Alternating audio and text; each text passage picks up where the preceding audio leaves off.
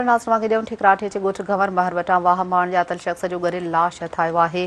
ॻोठाणनि पुलिस खे इतला करे लाश वाह मां कढी वरितो। पुलिस जो चवणु आहे त लाश ॻरियल आहे, जंहिंजी सुञाणप नाहे थी सघी, वधीक जांच कई पई वञे।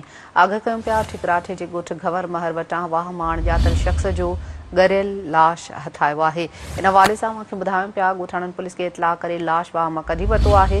पुलिस जो चवणु आहे त लाश ॻरियल आहे, जंहिंजी सुञाणप नाहे थी सघी, वधीक जांच कई पई वञे। ब्रेकिंग न्यूज़ नाज़ सां शेयर कयूं पिया, अपडेट कंदा हलूं। ठिकराठ जे ॻोठ गंवर महर वटां वाह मारण जातल शख़्स जो ॻरियल लाश हथायो आहे। ॻोठाणनि पुलिस खे इतला करे लाश वाह मां कढी वरितो। पुलिस जो चवणु आहे त लाश ॻरियल आहे, जंहिंजी सुञाणप नाहे थी सघी, वधीक जांच कई पई वञे।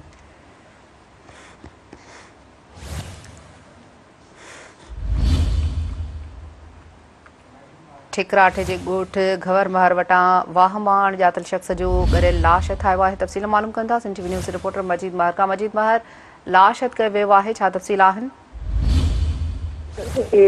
RD 82 बम्बली महर वटां ॻोठ गंवर महर जे साम्हूं शाख में लुड़ंदड़ जेको लाश हुयो उहो बबुर मंझि फाथल आहे। हिन वक़्तु ई जेका आहे उहो ॻोठण ऐं पुलिस में जेको आहे कोशिशि करे रही आहे, पर लाश जेको आहे तमामु पुराणो जेको आहे लॻी रहियो आहे, जंहिंजे करे कढण में तमामु लाश खे मुश्किल नज़र अची रही आहे ऐं कोशिशि करे ॻोठाणा पुलिस लाश खे कढंदा ऐं उन खां पोइ ख़बर पए त लाश जेको आहे कंहिं पोड़े जो आहे या नौजवान जो आहे। फिलहाल जेके हेठि लथल आहिनि वाह में उहे ॿुधाईंदा त जेको लाश आहे उहो मर्द जो लाश आहे, औरत जो लाश न आहे।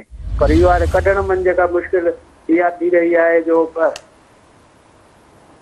या वधीक उहा बाद में ख़बर पवंदी जॾहिं हीअ लाश ॻोठण या पुलिस जी मदद सां